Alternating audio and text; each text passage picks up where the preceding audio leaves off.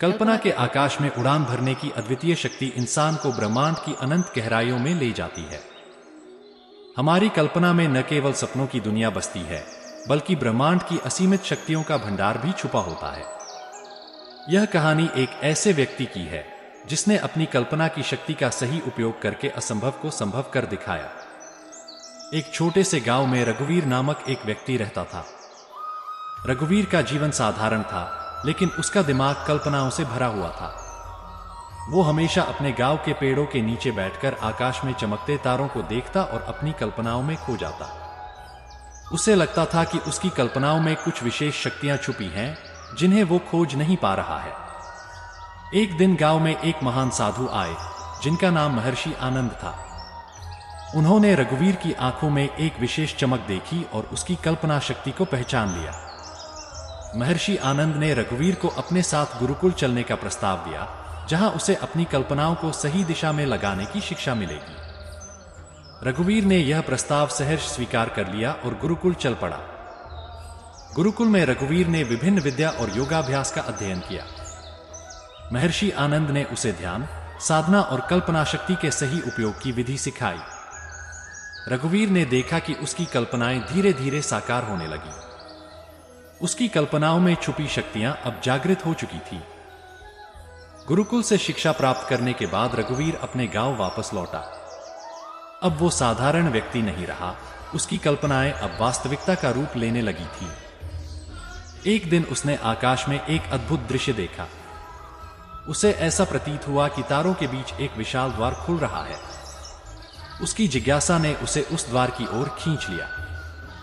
जब रघुवीर ने अपनी आंखें बंद करके ध्यान लगाया, तो उसने खुद को एक अन्य ब्रह्मांड में पाया।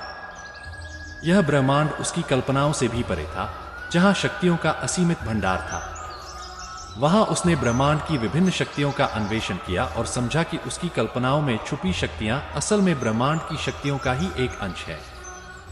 रघुवीर ने समझा कि ब्रह्मांड की शक्तियां केवल उसके अपने लाभ के लिए नहीं, बल्कि समस्त मानवता की भलाई के लिए है। उसने इन शक्तियों का उपयोग लोगों की समस्याओं को हल करने में करना शुरू कर दिया। उसकी कल्पनाओं से उत्पन्न शक्तियों ने लोगों की बीमारियां ठीक की, उनके जीवन में सुख और समृद्धि लाई। रघुवीर की शक्तियों की ख्याति दूर दूर तक फैल गई। लोग उसके पास अपनी समस्याओं के समाधान के लिए आने लगे। उसने कभी भी किसी से कुछ नहीं मांगा, केवल अपनी कल्पनाओं की शक्ति का सही उपयोग करके वो लोगों की मदद करता रहा। उसकी सेवाओं के कारण गांव में खुशहाली का एक नया युग शुरू हो गया। जब रघुवीर वृद्ध हो चला, तो उसने अपने ज्ञान और शक्तियों को अगली पीढ़ी को सौंपने का निर्णय लिया। उसने अपने गुरुकुल में कुछ नए विद्यार्थियों को शिक्षा देना शुरू किया और उन्हें अपनी कल्पनाओं का सही उपयोग सिखाया। उसने उन्हें बताया कि हर इंसान की कल्पनाओं में ब्रह्मांड की शक्ति छुपी है, बस उसे पहचानने और सही दिशा में लगाने की आवश्यकता है। रघुवीर ने नए विद्यार्थियों की खोज शुरू की। उसने पूरे देश में घूमकर उन लोगों को ढूंढा जिनमें विशेष प्रतिभा और कल्पना शक्ति थी। उसने उन्हें अपने गुरुकुल में आमंत्रित किया और उन्हें ब्रह्मांड की शक्तियों का सही उपयोग सिखाना शुरू किया। इन विद्यार्थियों ने भी अपनी कल्पनाओं की शक्ति को पहचानना शुरू कर दिया और रघुवीर की देखरेख में अपनी शक्तियों को विकसित किया। रघुवीर और उसके विद्यार्थियों ने मिलकर कल्पना शक्ति के विभिन्न आयामों का अन्वेषण किया।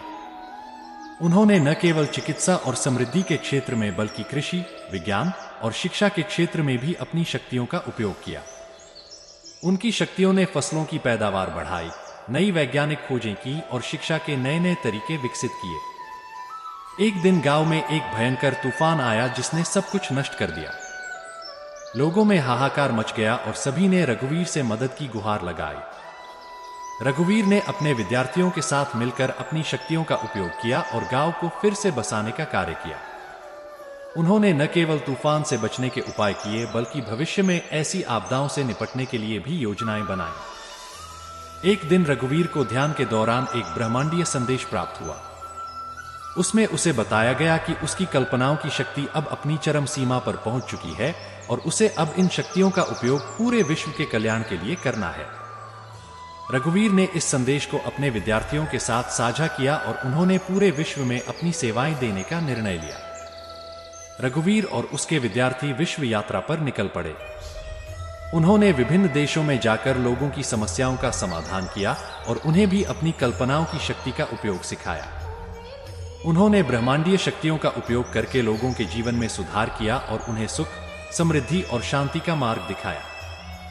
रघुवीर की शिक्षाओं और सेवाओं के कारण लोग केवल भौतिक सुख सुविधाओं में ही नहीं बल्कि आध्यात्मिक रूप से भी समृद्ध होने लगे। उन्होंने ध्यान, साधना और योगाभ्यास के माध्यम से अपने जीवन को बेहतर बनाया और ब्रह्मांडीय शक्तियों का सही उपयोग करना सीखा। रघुवीर ने लोगों को सिखाया कि उनकी कल्पनाओं में ही ब्रह्मांड की असीमित शक्तियां छुपी होती हैं, बस उसे पहचानने और सही दिशा में लगाने की आवश्यकता है। रघुवीर ने अपने ज्ञान और शक्तियों को अगली पीढ़ी को सौंपने का निर्णय लिया। उसने अपने सबसे होनहार विद्यार्थियों को ब्रह्मांडीय शक्तियों की शिक्षा देने की जिम्मेदारी सौंपी। इन विद्यार्थियों ने रघुवीर की शिक्षाओं को आगे बढ़ाया और नई पीढ़ी को भी अपनी कल्पनाओं की शक्ति का सही उपयोग सिखाया। रघुवीर ने समझा कि ब्रह्मांड की शक्तियों का सही उपयोग करने से ही ब्रह्मांडीय संतुलन बना रहता है। उसने अपने विद्यार्थियों को भी यही सिखाया कि शक्ति का सही और सकारात्मक उपयोग ही संसार में संतुलन और शांति ला सकता है। उन्होंने सभी को सिखाया कि कल्पनाओं की शक्ति का सही दिशा में उपयोग करके ही हम अपने जीवन और ब्रह्मांड को बेहतर बना सकते हैं।